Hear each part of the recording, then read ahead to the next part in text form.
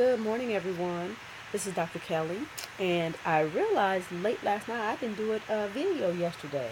I was busy learning about the new fork that's going to happen, and I'll tell you about that later. But I wanted to show you a quick update of the account and see what happened yesterday.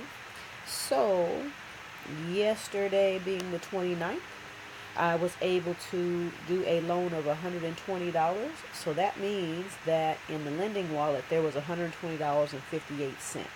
So I was able to click reinvest and reinvest that money and let the trading bot go do his thing so that he can make more money on my money. So as of now, I have 6,240 invested total, and I've earned 340 total. And this is since what date? 9/22. All right. So that is really good return on my money in that period of time. Oh, and just to be clear, this is the amount that I deposited on the 22nd. And then all of these are, as you see, reinvestments. Okay, so I wanted to be clear that I didn't make all of that return just on being the bank. I actually did put another amount in, and it's right here. We go. Here it is, right here. So I put in an additional 2,730.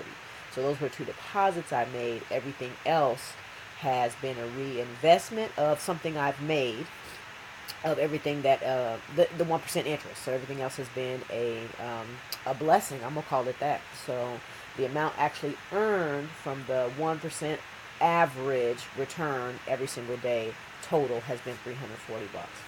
So anyway, I wanted to show that to you, and hopefully later on tonight we'll see how much we can reinvest again. I wanted to look real quick at the expected interest. So here we are today, the 30th, and then it's not going to be a great day in terms of interest expected, whereas yesterday it was an awesome day, close to 2% return. So today we're going to have a slow day expected. Tomorrow, again, the weekend, not going to have an awesome day return. But again, both of these are still per day that I'm going to get per day is still more than what I would get if I had the same amount of money sitting in Chase Bank. So I'm still winning. It's all good. So anyway, they kind of give you an update. So this is what it was the past few days. This is what it's expected to be today, and then tomorrow, and then we'll see what it's going to be in the next day expected. So anyway, what I was learning about yesterday was the fork that's going to be happening. So as you know, let me see me go over here and get my screenshot. As you know, Bitcoin is an open source ledger, right? Which basically means that anybody and everybody can look to see all the transactions that have happened on Bitcoin. All right, I'm going to actually pull this up, see if I can do it in a way I can write on it. Okay, so all of the, let me do some annotating stuff. Let me do some ovals, I guess. Okay, cool. All right, there we go. All right, so Bitcoin is an open source ledger. All right, that means anybody can look to see what has happened, what transaction has taken place, etc. All right. So now, what happens when they do a fork? And the first fork was August 1st, 2017. Okay, and Bitcoin went from Bitcoin to Bitcoin and BitcoinCash. All right. So what happens is, since it's an open source ledger, anybody can come along and say, hey, you know what? The way that we're doing it, there's a better way to do it. And so if enough people agree, then they can fork. And then you'll have two different kinds of Bitcoins, which is exactly what happened.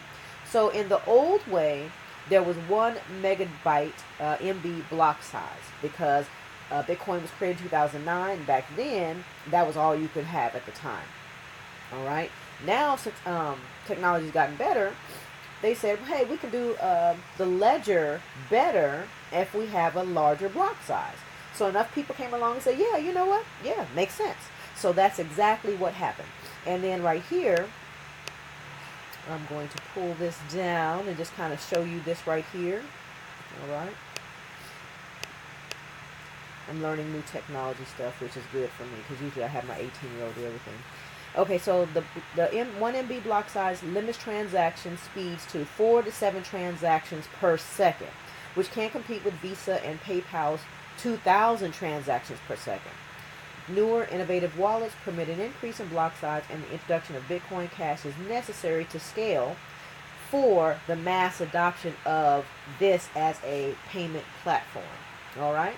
So the key in all this at the end of the day was those who own Bitcoin before the split on August 1st, they now own an equal amount of Bitcoin Cash. So if you happen to have $500 worth of Bitcoin on the 30th of July, you, or was that be 31st?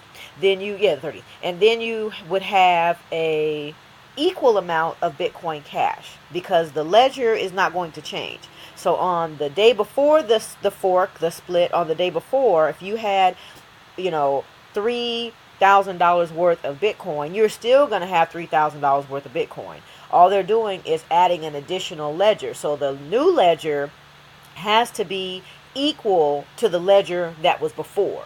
All right, so all they're doing is starting an additional ledger. So they can't change anything from the past. So whatever you had before, you're going to have that after. And then on top of that, since they're coming up with a new Bitcoin, in this case Bitcoin Cash, that means you're going to have equal amounts of the new Bitcoin. So that's the key. So now, going forward, we're expecting to have an additional fork on, I want to say it's October 25th. All right. So now, for that one, what's going to happen is, let me pull this down. This forked protocol aims to change Bitcoin's consensus algorithm, allowing users to mine the currency with graphic processing units, GPUs, among other changes. According to the development team, Bitcoin Gold will use the equihash algorithm used by the altcoin Zcash with the symbol ZEC, rather than Bitcoin's original SHA-256 algorithm. All right, so here we go. The old method is going to stay in place, and then this is the new proposed method. So basically, once again, everybody who has however much Bitcoin you have on the 24th, you're going to have that same amount of Bitcoin on the 25th. In addition, you're going to get that amount of Bitcoin Gold in your wallet as well. So I think they encourage everybody to make sure that you have your Bitcoin sitting in an actual wallet, because if it's sitting on an exchange, from what I've heard, sometimes they won't give you the upgrade. They won't give it to you if it's sitting in a certain spot. So make sure that your Bitcoin is sitting in an actual wallet that you have a key to, so that you can, there won't be any issues, safety issues or things like that. So I share that to say some people are stockpiling between now and the 25th. They're stockpiling Bitcoin. Why? So that they can just go from one day to the next and have double the amount of Bitcoin. But in this case, it'll be called Bitcoin Gold. Now, we don't know what the price of it's going to end up being. We can look at CoinMarketCap. Now, Bitcoin is about 4,300 right now. Bitcoin Cash is 442. I remember when it came out, when Bitcoin Cash came out, I remember it went all, on one of the exchanges, Bittrex, it went all the way up to, I want to say like $1,100. All right, so anybody who played that trade for that day, they could have made out like a bandit. All right, so I'm not saying the same thing is going to happen, but there's nothing wrong with being ready to go. So in addition, your strategy would be is, let me stockpile the Bitcoin I can between now and then. That's A. Put it in my wallet, B. And then the other option is, let me go ahead and get in Bittrex, put some money into Bitcoin, and just hold on to that and see if you can play that trade when it splits off and becomes Bitcoin Gold. See if you can buy some real cheap, and then play it and see how far it goes up. See if you can make you some profit off of that.